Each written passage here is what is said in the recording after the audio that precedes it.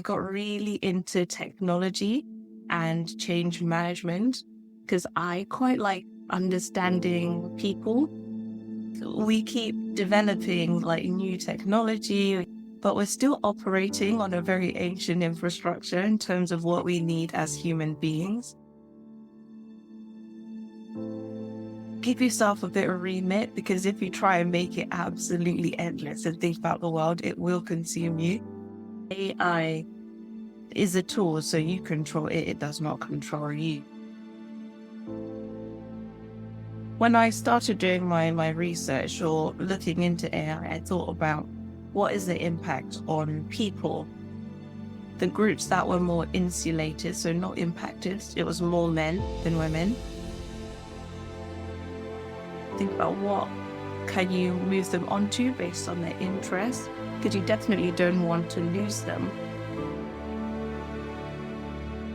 If you are a employer or a leader who has made the assumption that your employees are not using AI, and you don't need to have an AI policy and you don't need to have that conversation, think again with that one.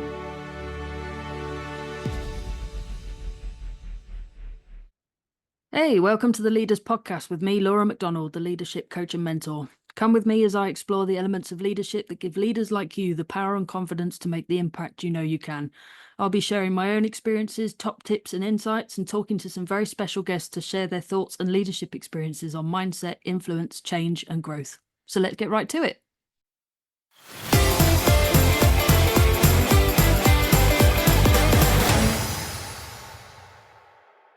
I'm excited to welcome the very knowledgeable Tarnia Gonzo, technology change consultant, founder of T+S Consulting, and making tech a lot less complex than it sounds. Welcome to the Leaders Podcast, Tarnia. Thank you.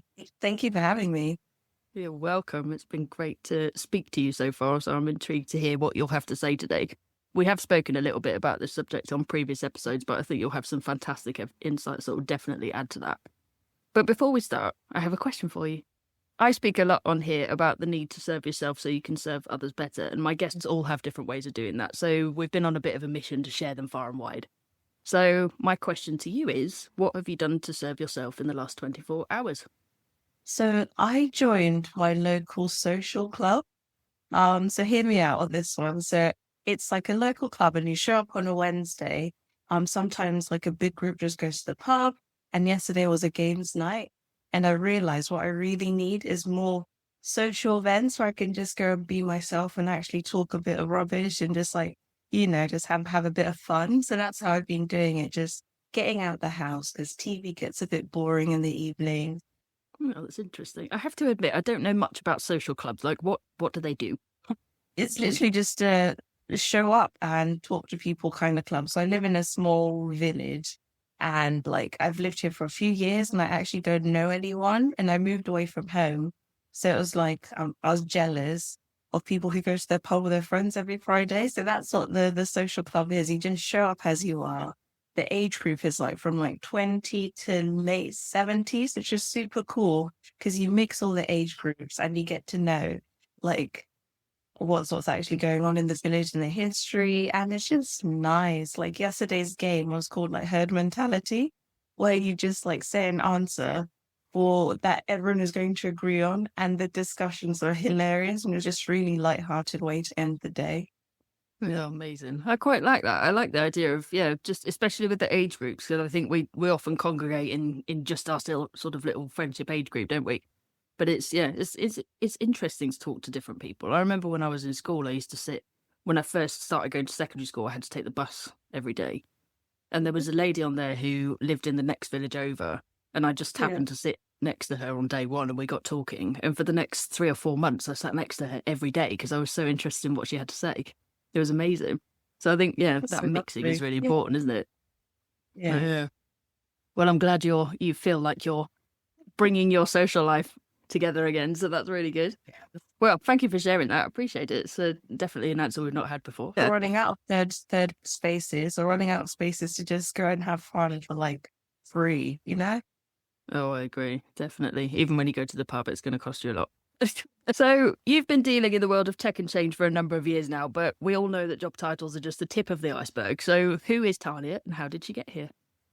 Oh, who is Tanya? I'll start with how did I get here. So I started on a high apprenticeship. So I actually skipped uni.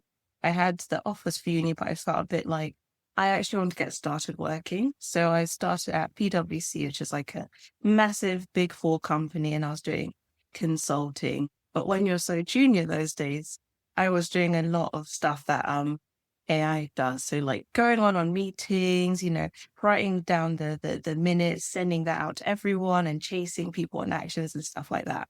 But then as things developed, I got really into technology and change management because I quite like understanding people and understanding where they're coming from and their objectives. And that was like a really cool way to do it, where you're bringing in a new technology, but you're facing blockers.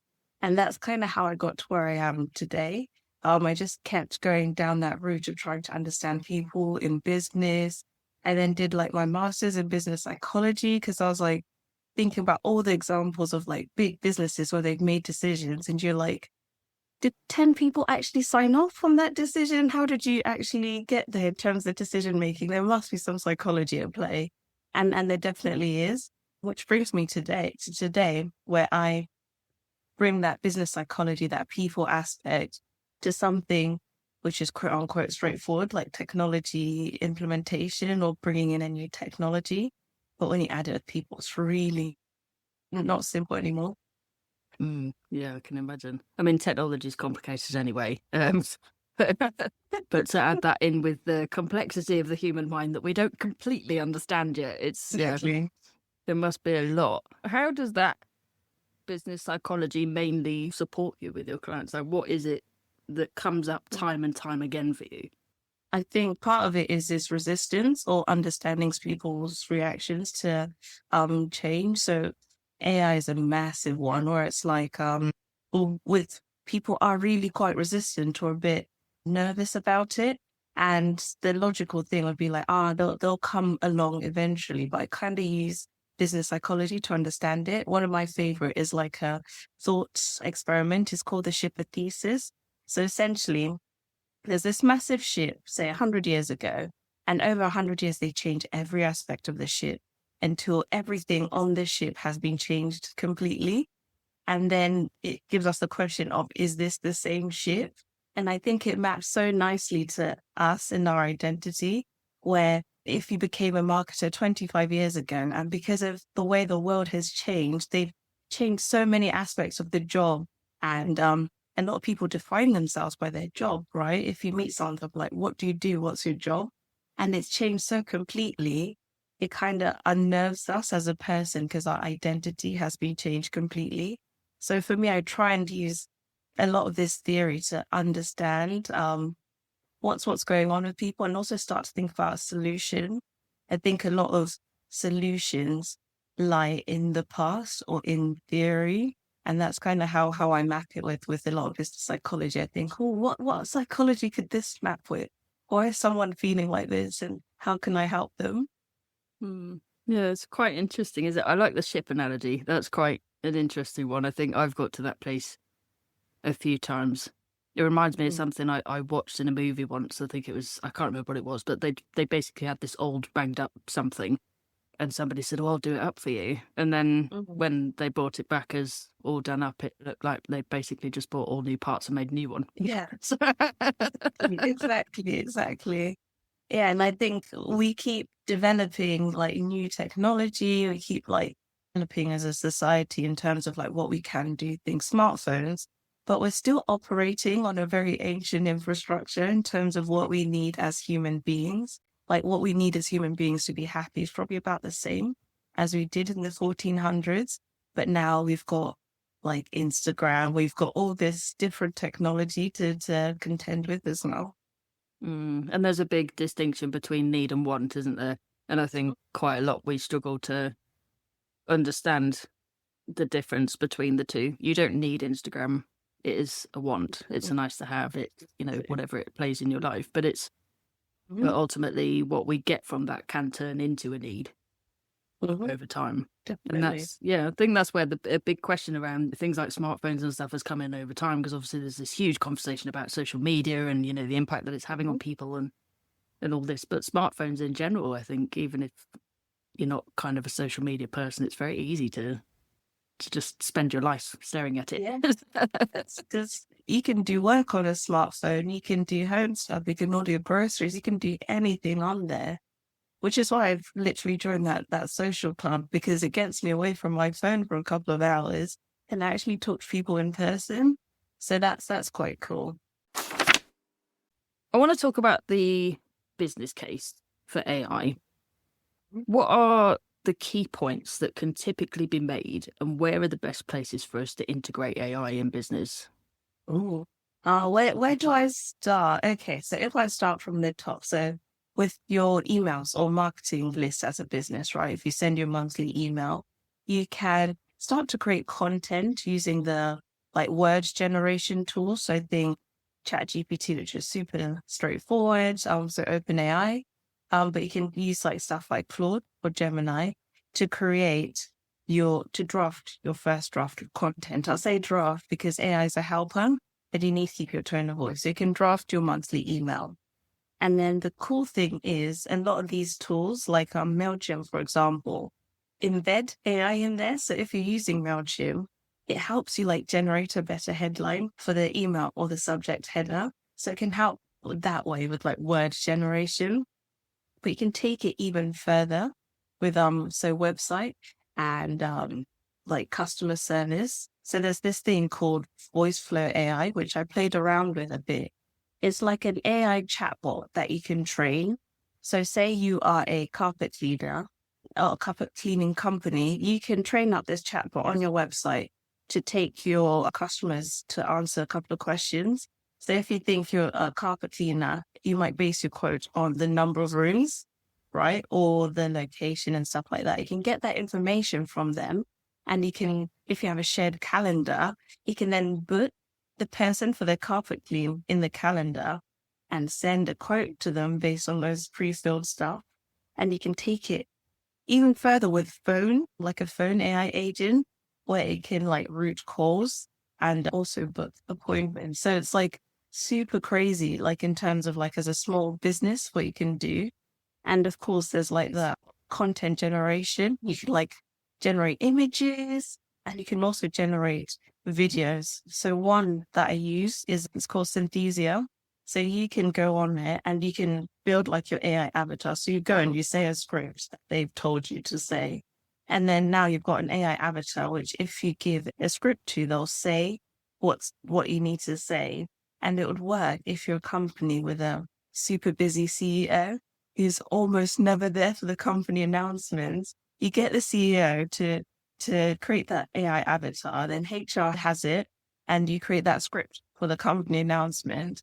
The CEO signs it off, and then that means you don't have to get the CEO from whatever office they're in doing the sales or whatever.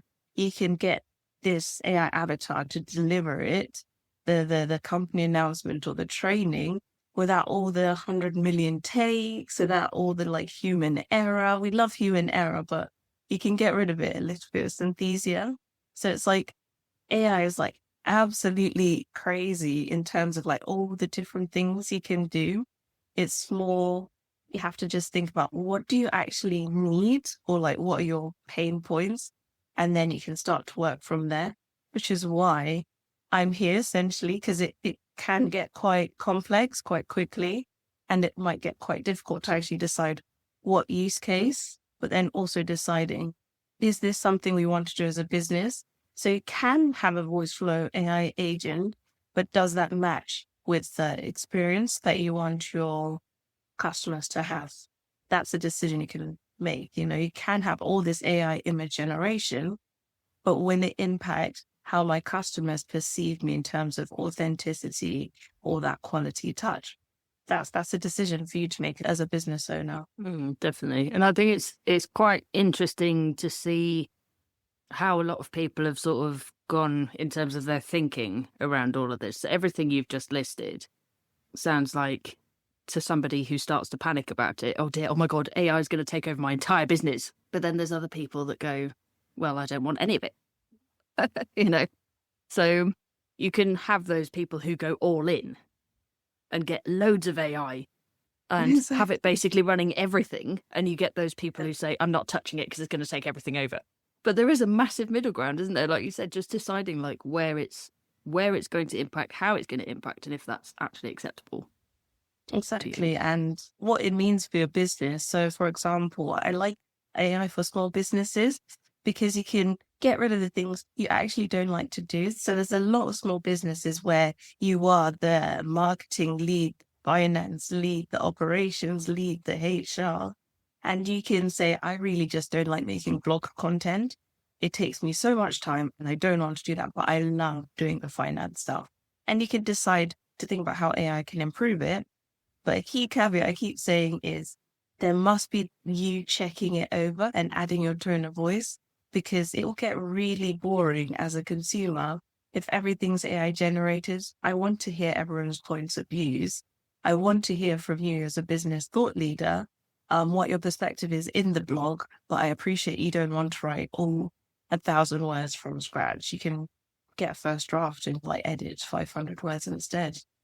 I think the biggest thing for me has actually been the opposite so far. So I'm a person that just like writes out. Before you know it, there's 3,000 words on a page. And when that's, 3,000 words is a lot. And I have to take into consideration what I'm actually good at, what I'm great at, and what I'm not so good at. That's really, really important, especially when it's me, myself, and I in my business. Exactly. That's really important. So like marketing, for example, I've obviously learned a huge amount about marketing from my previous career. I've learned an awful lot since becoming self-employed, but it's not my main job. I'm willing to do it. It's not my expertise. I'm good at it, but I'm certainly not great at it. So actually, and part of the reason for that is that I write 3,000 words. So it's for marketing strategy. So in terms of posts and stuff, like they typically, for the most part, they all come straight from me. It's just me writing my thoughts down. But marketing strategy, on the other hand, if I've got that 3,000 words, well, the marketing strategy needs to be far simpler than 3,000 words for me to get my head around it. To just sort of say, okay, here's 3,000 words, and I'm happy to spend the time writing that. Simplify that into my marketing strategy based on what I've said, and then I'll check it over. And actually, it's brilliant. Now you're talking about marketing. There's so much you can do. So, for example, some businesses can have personas of their clients, right? So you'll say, this is one client, which I aim for. This is another client that I aim for. And you can create that like AI kind of client from a word generation perspective. And you can get them to start testing out the blog content that you've written, or you can test out that marketing strategy that you've written down, Laura, and you can say, does this resonate to you? Is this like a service that you need? And you can use it as like a kind of like a fake jury, which is pretty cool. So there's many things you can do with it. It's just understanding your strengths and your weaknesses and actually what you want to keep control of and what you can let AI take a little bit of helping rather than control. It's not about AI writing a whole marketing strategy for me. It's about, this is my words. These are my 3,000 words. I just need you to put them into a couple of hundred. Exactly.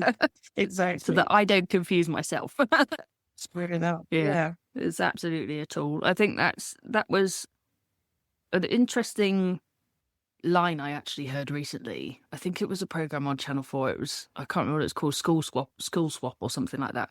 And it was basically a group of British kids from a London school going to a school, I think it was in Arkansas, and then the Arkansas kids coming here to London. And they just swapped schools for a few weeks and lives and families and everything else. And a big discussion in that was how the kids use smartphones. So the London school had actually banned smartphones altogether. So they hand them in at the start of the day, they get them back at the end of the day, and they're not allowed to use them in between.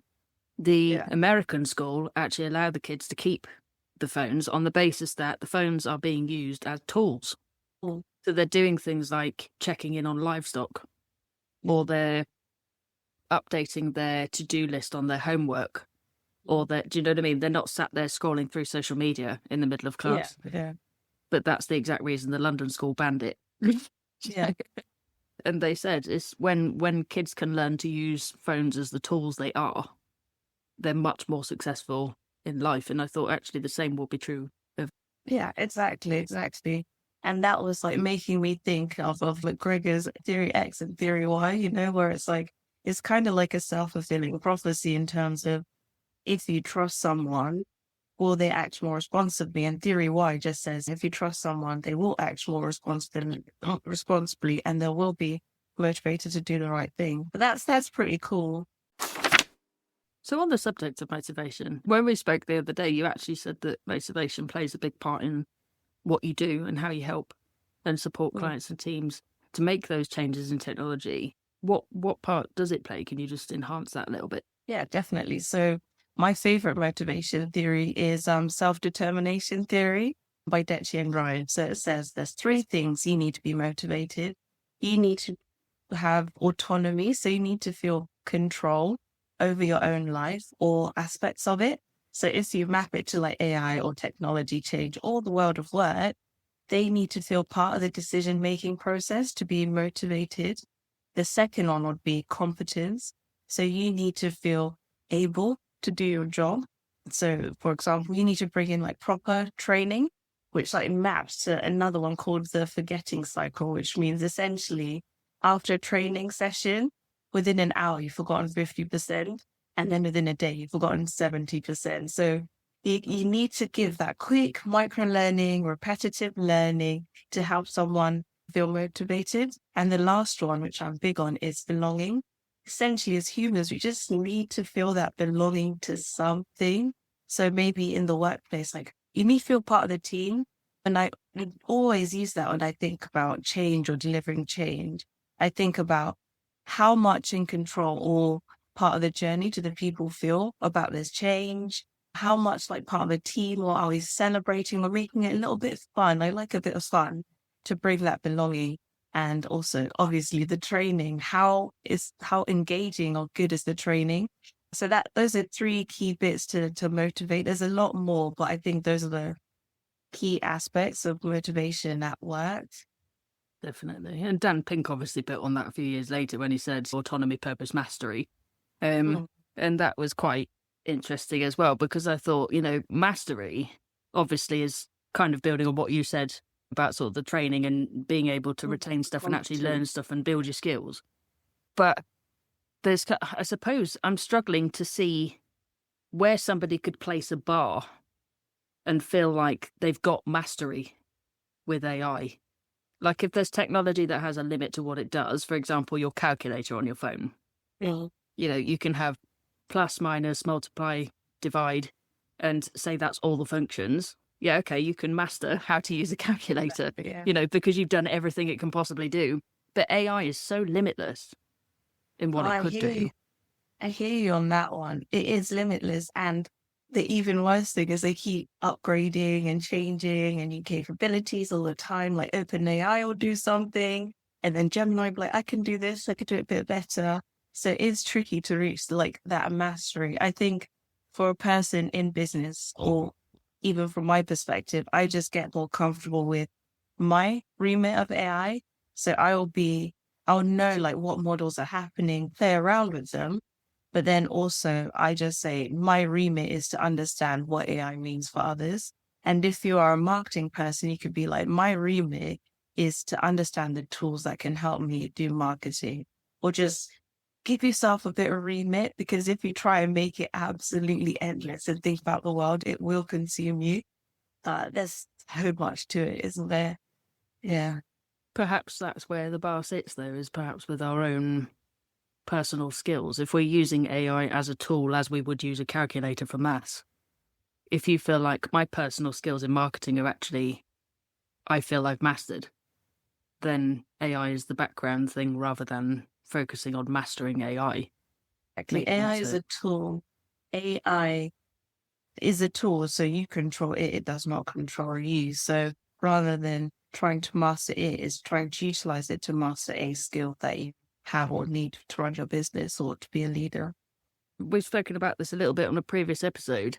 Michael Hubbard said that you don't need to learn how to do absolutely everything. That's what AI is going to help you with. What you do need to learn is how to ask a great question. Is there anything else that you think we do need to learn to use AI well?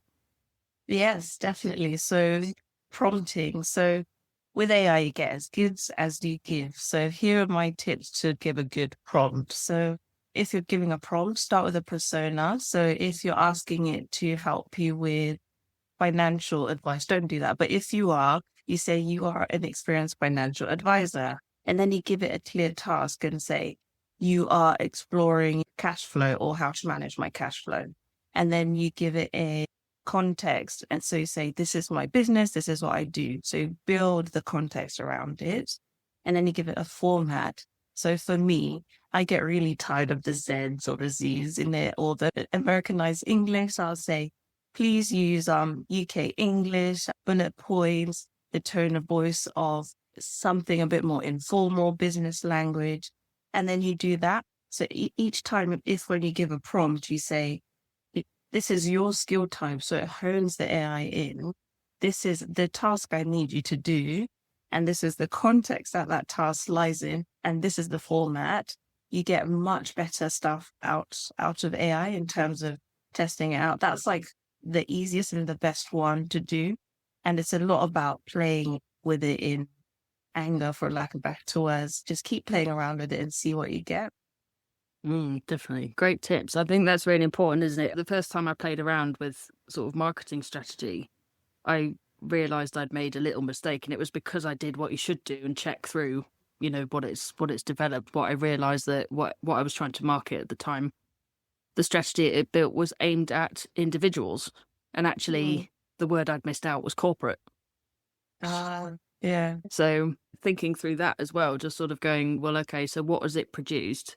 Who is that going to target? What's the sort of key language that it's generated for me? And that then gives you clues about, as you just said, things like the context, the format, the tone, that it's written in. And you can use AI to test the prompts with itself. So prompt making can actually become a bit of an art in itself. Like you could write like a paragraph long prompt, and you can put attachments to say, these are previous examples of what I came out with. So when I was talking about like email content, I'd be like, make me an email aimed at this type of persona of client. These are the last 3 that I've said. And then obviously it would be a longer prompt. And the stuff that comes out is much better than if you just say, make me a marketing email to sell Christmas toys. It can really generate like some real detailed stuff. Yeah. And it all depends on what you say. Exactly. Well, getting all our communication styles tested, honestly, with AI. Yeah, I suppose that's my next question, really, is like, how much do you think our clarity and general communication skills could improve just for the fact that we're learning how to use AI properly? It could quite a lot, because sometimes you do write something or you ask for something, but you don't really know what you're looking for, if you get what I mean. So like even me saying the format, it kind of forces you to think like, do I want it in table format? Do I want it in bullet points? Like, what's the objective of what I'm writing? It can be pretty good at getting you more clear in your head by forcing you to think about that more rather than just doing what you've always done, which is me. I just get started. I just get writing blank piece of paper. Yeah. Really building good habits. You advocate a lot for women using AI more. Why is that? So when I started doing my research or looking into AI, I thought about what is the impact on people. And I got reading this article by the World Economic Forum called Gender Parity in the AI Age. And it simply said there's 3 ways in which AI can impact jobs. So it could insulate jobs. So if you're thinking paid to decorator, you're a bit more insulated in terms of AI cannot impact your role that much.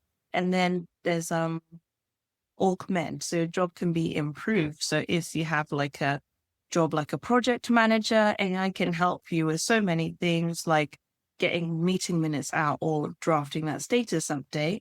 But your role is so much more than that in terms of you've got to think about possible roadblocks and milestones, etc. So your job is made better, where back when I was a project manager, that was really tough. Having a meeting and then having to transcribe the minutes and then doing that took a lot of time. So it's saving them a lot of time. And then the last one would be disrupt, where your job has a lot of repetitive tasks and AI may disrupt your job completely because it will take away a lot of that.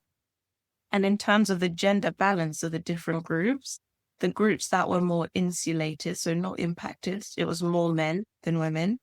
The group that is more augmented, so the lucky people saving time, were more men than women. And then the last one, where the job was being like completely disrupted, was more women than men. And I was like, oh my goodness, what we're going to do about this? Because as we continue to implement AI and a lot of the companies enjoy the benefits of AI, what we're going to do about this group of society who have been displaced or disrupted by AI, what we're going to do in terms of training, upskilling, are we even talking about this? And that's kind of where I'm at now. I just trying to talk more about the impact of AI and getting women to play with AI more, but then also businesses where you start thinking about sending people on training, paying for that kind of training, or giving people the time and the space to play around with AI in their roles, thinking about that gender balance of people who you're getting to that kind of training, you're giving those opportunities, and then thinking about the people whose jobs you're making more AI, think about what can you move them onto based on their interests, because you definitely don't want to lose them. Say you have someone who's been doing a lot of that administrative work for you for 20 years, 10 years. They have a rich knowledge of the history of your business, what's worked well, what's not worked well, and they could move into something that can help your business to continue to grow, and building that future together with them is super key. So that's kind of like my passion a little bit there. Definitely. I think the admin roles is definitely one that's come up quite a lot. The people in admin roles, or people who have other people who do admin roles, sort of saying, well, surely this is going to go all to AI eventually. But I do wonder if maybe actually there will be some scope, because obviously AI still needs a human being to do stuff with it. Yes. If actually what we end up producing is perhaps a smaller number, but actually still admin, just super productive admin, because they're using AI. Their job is to use AI for admin. Do you think that'll be a thing? Yes, I think so. Like, even just like more insights. So if you think like bookkeeping, for example, instead of all that admin stuff, you can start to have more insights, right? So your bookkeeper could say, Laura, you spend this much on like IT costs, infrastructure costs, or whatever. Is there a way you could streamline that or something? So you could bring in more insights or intelligent information. And then I think about like the advent of other technologies. Like before, we could send an email, a message in an instant. What did we do back then? And what do we do now? I think we kind of ate up that productivity benefit, right? And our expectations just changed and we moved on. And it might be the same for AI, where we can do all these things and now it's an expectation. And that's just the way it is. And we just do so much more, and so many more new industries come up. So that could be the future as well.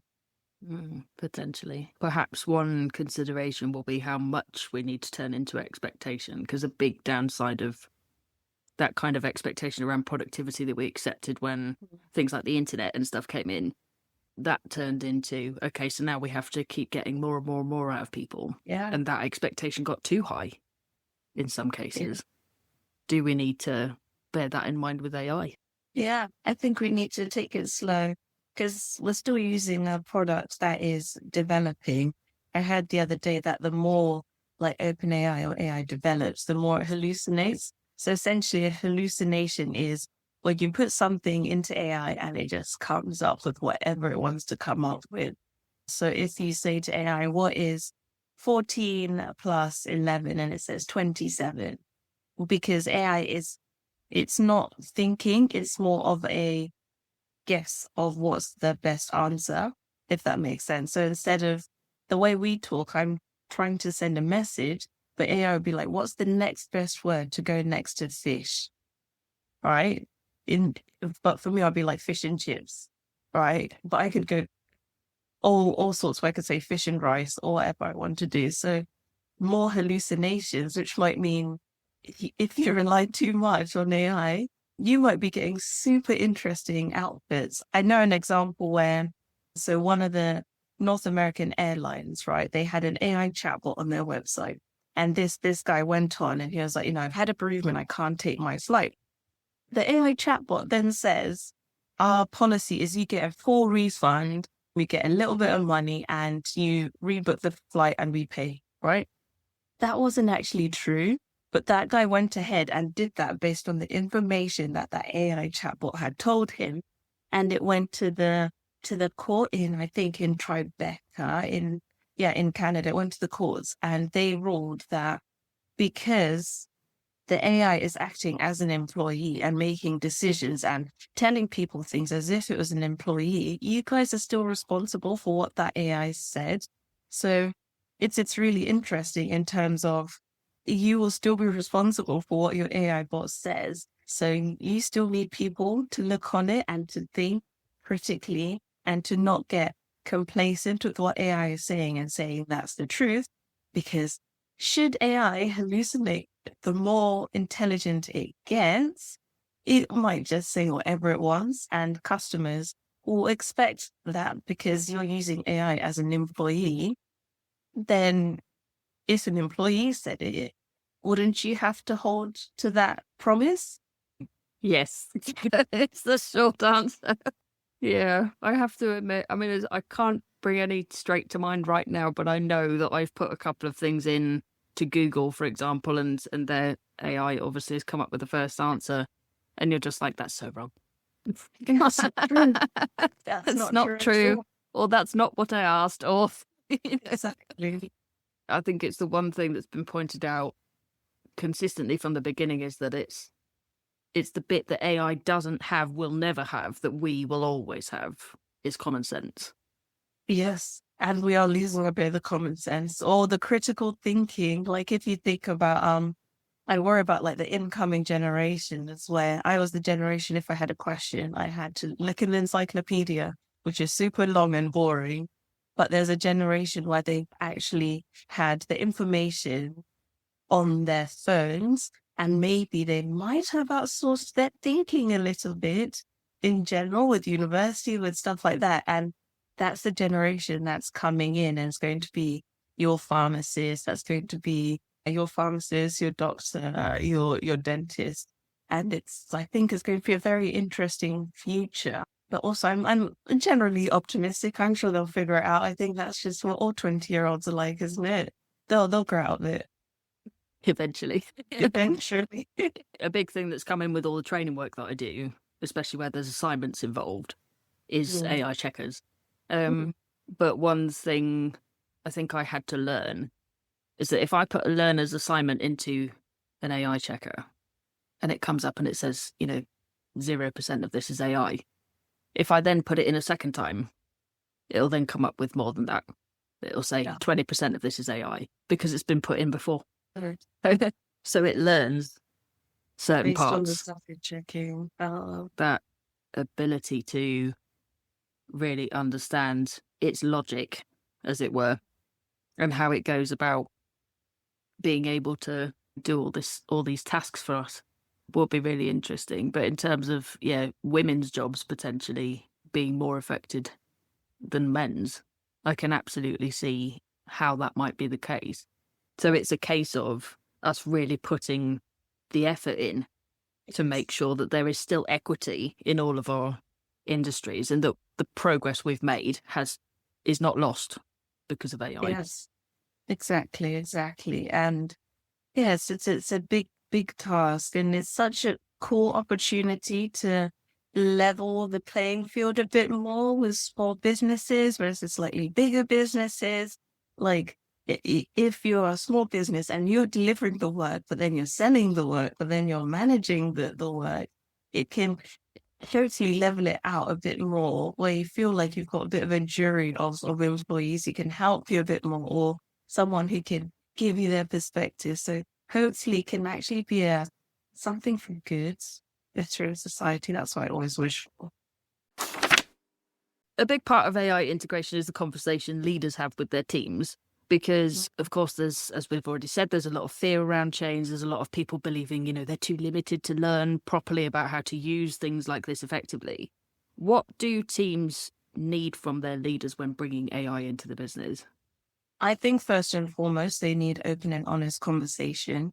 They need to understand the logic behind it. I want to bring AI to do this because people are very creative, which is super cool. They're very creative. So they'll fill out the gaps if you don't tell them. So you need to say, I want to bring AI to do A, B, and C because of D, E, F.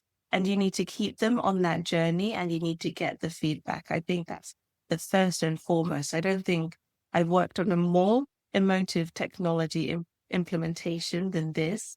I worked on some which were quite fun where I was bringing in a new customer relationship system for a real estate company and some people being really resistant. And it turned out they didn't want to give their data onto this system where everyone in the world can see their clients because as an estate agent, they have their little black book of contacts or high net worth contacts. And if someone else tries and goes in there and ruins that relationship, that would be really bad for them. So that's like an example where you think there's actually no reason to be nervous, but people still found a way to be nervous. But AI is even more where you're like, actually there can be a reason to be nervous. Like I talked about the identity, like you're infringing on my identity and my job role. You need to at least tell me the logic and where we're going so I can buy into it.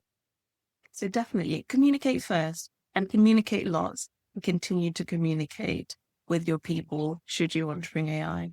Absolutely. And it's understanding that kind of change curve that we all go through as well. Not everybody will show every stage or go through every stage necessarily of the change curve, but some people will scream through it. It will just be blatantly obvious. I'm in denial, Exactly. And other people just need a lot of help. Exactly. A lot of one-to-one support. And that's the thing with having change management is they can operate on all different levels. So I could literally go into the office wherever you are and I could sit down and we can spend the day and we can just train on all the different modules, hold their hands. And I can also be a bit like their business therapist, right? I'm like, come on, tell me what's going on and just listen. Because sometimes being listened to and hearing the full backstory of how we got here is helpful in coming up with the next step on how to make it happen. Any change needs change leadership and not just change management. Yeah. But I think we've already highlighted a lot today about how big the AI conversation really is and how much potential misinformation there is out there about it, how much of a lack of information some people have, and how you can see complete polar opposites. As I said, one person going absolutely all in and getting it to do absolutely everything, and the other person going, nope, never touching it. And it's quite difficult. I said on the last episode when we were talking about this with Michael, I said that my phone got an update and it installed its own version of AI. And the first thing I did was delete it. Exactly. Because I said, this has got to remain a choice for me. And I don't like the idea of someone giving me helpful tips all the time that I didn't ask for. And that's a lot of people, including me. I want to go through that journey to make that decision that that's the right thing for me. And it links to that theory I mentioned before about wanting autonomy and control over your life. You want control over your phone because you bought it with your money. Like you should be in control of your phone. And if you don't feel in control, you're not happy with it. But should they gone the other way and try to convince you that this is a good thing to have and you downloaded it, that's a completely different feeling, isn't it? Yeah. 100%. The same could be said, though, about some of the companies or people that I get emailing me about tools that they've got that could be useful for me. A common conversation that I've had, very brief one, is, people that have come up with AI technologies that essentially would do my entire marketing for me. Yeah. Make it sound like me, make it, and I'm like, but first of all, that's now not in my control, it's in yours. Exactly. Second of all, I'm not contributing to it at all. Mm. And third of all, people buy me. Exactly. Yeah. So they Yeah. need to hear me. And I replied to this one particular one after the 50th email, just Wow. putting it in a very simple term to them, saying, I want AI to do my housework so I can run my business, not the other way around. Yes. Yes, please. Could AI hang up my washing and mop my floors? That would be absolutely brilliant. Please and thank you. Yeah, I hear you on that one. Yes. So there is some integration, I think, that every business could absolutely benefit from. But as you said, it's about that control. I mean, yeah, it's a clear decision making. So maybe having like your business plan or where you want to get to and being like, in order for us to grow, this is a pinch point. Maybe we can use AI there. Or like if it doesn't actually and think about like that your brand and what your company represents to others. So if you are a painter decorator and you do quote based on the number of rooms you're painting, but because you're painting and can't have your phone, you're actually not winning the clients that you could have if you had an AI phone agent. That might make very good sense. But if you are a luxury brand and someone is talking to an AI chatbot, that might ruin the luxury feeling for them. It's about thinking about it critically in terms of the user journey from the start to the very finish. I've already said it a couple of times today, but, you know, we have discussed AI before here. Mm. But when I see these discussions in other places, it's all turned into a big drama. It's all warnings about this and that. And, you know, obviously there was key events that happened, like, you know, people leaving major tech companies in Silicon Valley just so they could warn people about stuff like this. And I'm curious to know what you think we need to be aware of when it comes to AI. Is it the big drama everyone's making it out to be? To some extent. So I would say if you are a employer or a leader who has made the assumption that your employers are not using AI and you don't need to have an AI policy and you don't need to have that conversation with your employees, think again at that one. That's the one warning I would say, because if you use the free version of ChatGPT, which goes back into OpenAI and it trains on data, and you've not told your employees about this, about to be careful with data, to be careful with the version of AI they're using, they might be putting confidential information into a system that's training on the information. And it's even worse if you're working with like vulnerable people, such as children.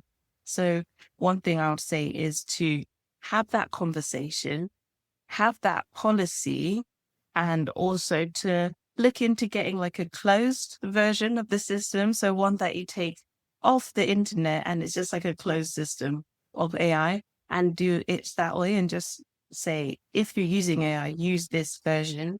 Or if you are using AI, please don't, or please don't put confidential information. So there's that aspect that I would just say on that. The overarching message that a lot of the guys from Silicon Valley pointed out was regulation. Companies individually, you know, can act on that by doing some of the things you've just mentioned. What do we need from the bigger powers? Oh, I'm not too sure on that one. So I know that there's the EU AI Act, which puts like a list of rules essentially from very high risk. Like we will not use AI for say surveillance or social ranking, for example, but puts some stuff at very low risk, such as it's okay to use AI for like AI generated video games. That's fine. So that there is some policy from that aspect, and it's a pretty cool thing to read the EU AI Act. But it's a balance. So other countries without as much legislation or rules have so many more patents. So when I was looking at the number of like AI patents in like America and North America or like in Asia versus Europe, we get completely dwarfed in terms of that. So it's that balance of there's so much creativity and new technology that can come, but then there's also the aspect of protecting the general population. And I think we're still navigating that one. It's so super tricky, but the EUAI Act, I think, does it quite well from a high level, just like listing like what's super high risk we don't want. every aspect of our lives to be owned by AI, but AI generated video games could be quite fun to play and watch, and it could mean games come out quicker and could mean that the gaming industry could grow more. And there's other examples where it can actually be quite good. I think it'll be interesting to see how we as a country build it. And obviously it needs to be linked to existing things like GDPR, Yes. all that kind of Yeah. thing. I suppose it's quite tricky, really, isn't it, to try and build any kind of regulation around this, because A, it's already Keeps out there. moving. Yeah. B, it keeps moving, and C, we don't know its limits. Exactly. But then you also don't want to stifle growth and innovation when the rest of the world is growing and innovating. But then also you do a little bit because we don't know what others might come up with. And some ideas might need to be stopped. You've mentioned already a few times today things like creativity, innovation, imagination. How do you help teams to maintain those skills in themselves or enhance them in any way through the work you do? So one thing I like to do is I'm quite good at facilitating workshops. So bringing energy to the room. I like the concept of using space to think differently. So if you are always sitting down and having your meetings and you think creative ideas are going to come out of that same meeting where you just talked about the finances for the year, you might be a bit incorrect. So think about creative ways and places to do things. So in my ideal world, maybe we could do a client workshop in a soft play or something like that. Just take people to think a bit more creative. So maybe setting out time and space for creativity, using music to come up with new ideas and creative ideas. But then I think just a key one is actually just setting out time for it, maybe time boxing a creative time of the day to come up with new ideas and new ways of working. But another aspect is that psychological safety. So a lot of your team might have creative ideas. You might have a super creative person in your team, but they might not feel psychologically safe to tell you their idea. Because if I tell you an idea and it goes wrong, I'm going to be in so much trouble, and it's happened before. So building that space for psychological safety where you can admit mistakes, you're allowed to make mistakes and rectify them, and you give the opportunity for everyone to speak. So the person who's always speaking and coming up with ideas might not be the one with the best ideas. The person who might not be speaking might have the better ideas, and giving them that stage where you say, at the end of the meeting, all the graduates or all the most junior people are going to tell us what they thought about the meeting, and doing a round table that way, you might get more creative ideas. Amen. Imagination and creativity and, all those wonderful qualities we possess. As you said, if we're using AI as the tool that it is, then actually that's supporting that creativity and imagination. Yes.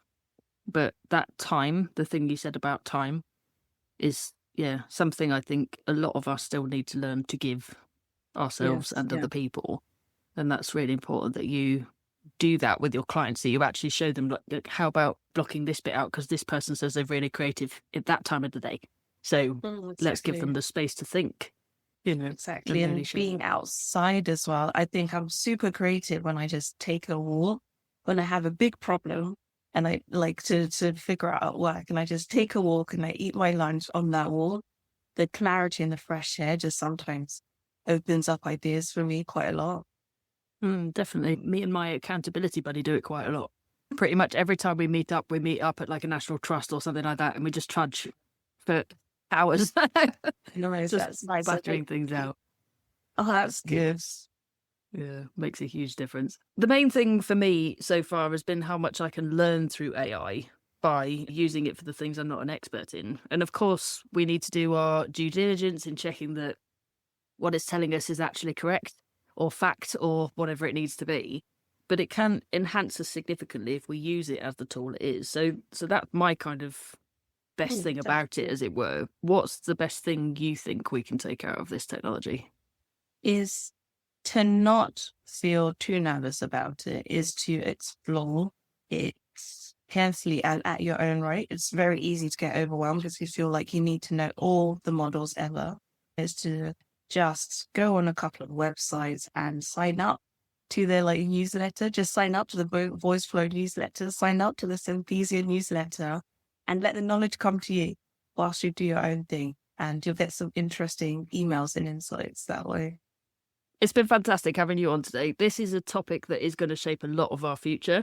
And I think you've highlighted very well that we have a huge role to play in how it shapes it. If someone out there is thinking about doing this for their teams or just wanting to connect with you or learn more, where can they find you? You could try my website, ts-consulting.co.uk. Or if you have LinkedIn, just connect with me on LinkedIn, Tarnia Gonzo. And yeah, I'll be happy to have a chat. Excellent. And I'll pop those links in the description for this episode. If you want to get in touch with Tarnia, just look right there. Tarnia, the work you do is incredibly important. Like it or not, technology is now a firm part of our lives. So embracing that and putting the effort in to learn and understand how it should and can benefit us is a must. You've really thrown some light on that today and shown how leaders can support their teams to build the future they want out of this. I hope you've enjoyed your guest experience today. Thank you. Yes, I have. It's been fun. Marvellous. It's been an insightful and empowering conversation. I thoroughly enjoyed it. Thank you. Thank you. Until next time, everyone.